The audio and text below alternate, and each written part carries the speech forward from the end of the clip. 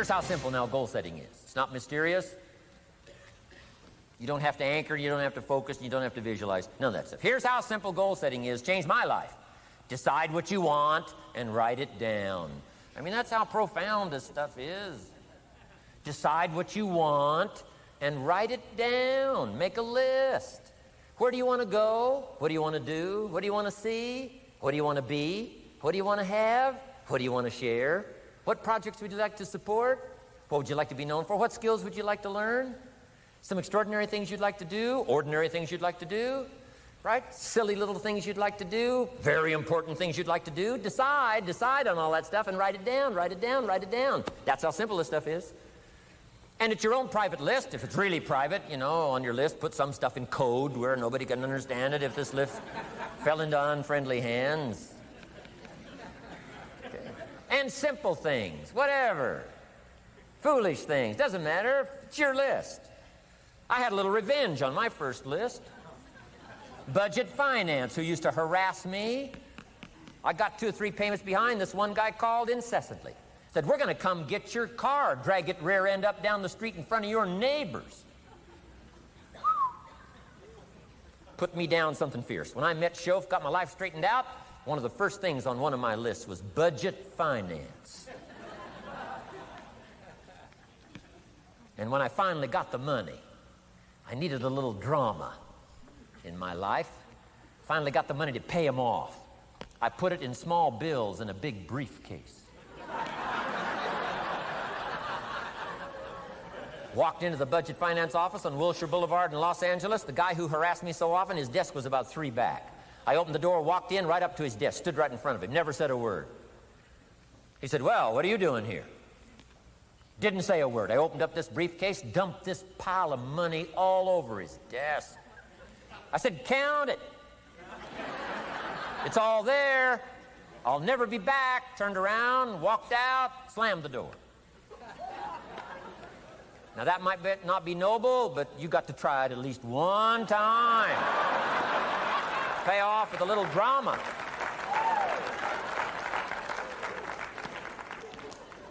Got to check them off my list.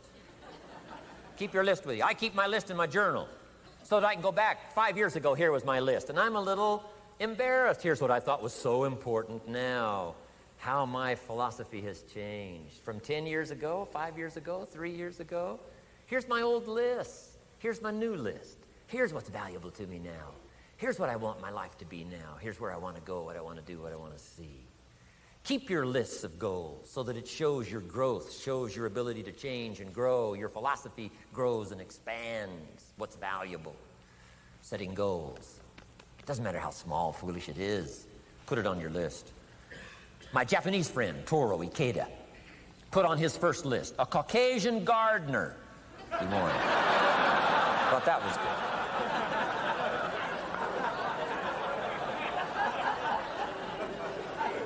I like that. Have you got this profound thing now on setting goals? Here's how profound it is. Decide what you want and write it down. Get together with your wife, decide. Get together with your kids, decide. Get together with your business colleagues, decide. Write it down. Make a list. Okay, that's how easy it is. Now let me give you one more scenario on setting goals. When I started making my first list, Mr. Shof said, Mr. Rohn, looks like we're going to be together for a while. He said, I've got a suggestion for you. He said, I think one of the first goals you ought to set, you're a 25-year-old American male. Sure, you've made some mistakes, but now you're on the road to better things. You got a family, worth it. Reasons makes the difference. And he said, you've got every reason to do this. He said, why don't you, among all the goals you're going to set, why don't you set a goal to become a millionaire? A millionaire. This is America. All the possibilities are available.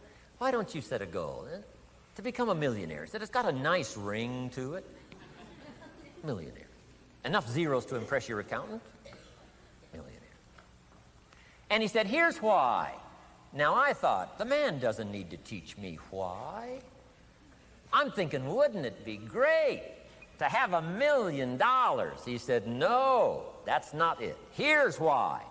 And I had one of the greatest lessons I ever learned, and I'm about to share it with you. This will be worth the price of being here today if you can capture what I'm about to share with you. Here's what Mr. Shof said. Set a goal to become a millionaire. And he said, here's why.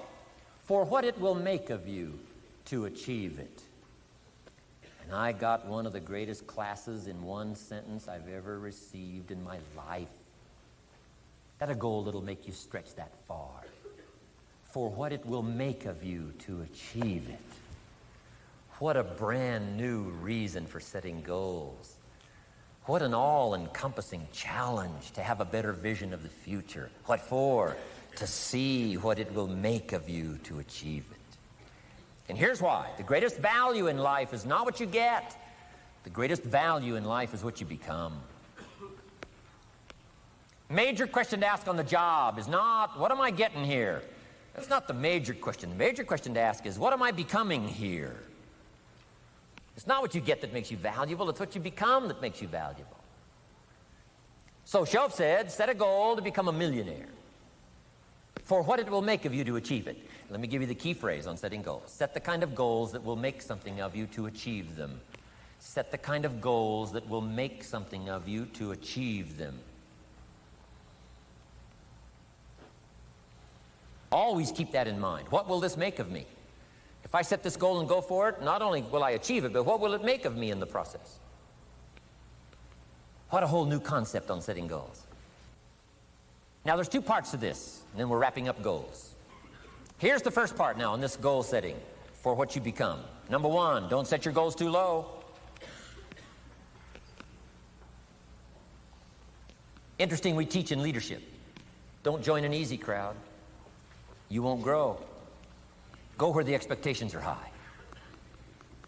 Go where the demands are high. Go where the pressure's on to perform, to grow, to change, to develop, to read, to study, to develop skills. I belong to a small group. We do business around the world. You cannot believe the expectations at that level. What we expect of each other in terms of excellence. Far beyond average. Why? So that we can each grow, so that we can receive from the group, we can contribute to the group, something unprecedented. It's called living at the summit. Go where the demands are high. Go where the expectations are strong, so that it'll provoke you, push you, urgently insist that you not remain the same for the next couple of years, the next 5 years, that you'll grow and change. So don't set your goals too low. The guy says, well, I don't need much. Well, then you don't need to become much. Now, here's the last part on setting goals. Don't compromise. Don't sell out. There were some things I went for back in those early years that I paid too big a price for. If I'd have known how much it was going to cost me, I never would have paid, but I didn't know. So don't sell out. Ancient phrase says, count the cost. Count the cost, count the cost. Key phrase, the greatest source of unhappiness is self-unhappiness. The greatest source of unhappiness doesn't come from outside. The greatest source of unhappiness comes from inside. And here's where the erosion starts, doing a little less than you could. That's where the beginning little infection of unhappiness starts, doing a little less than you can, not feeling that good about yourself. So don't let that happen. Ancient script sums it all up and said, what if you gained the whole world and it cost you your soul? Too big a price to pay if you got the whole world. Don't sell out. Don't compromise your values. Don't compromise your virtues.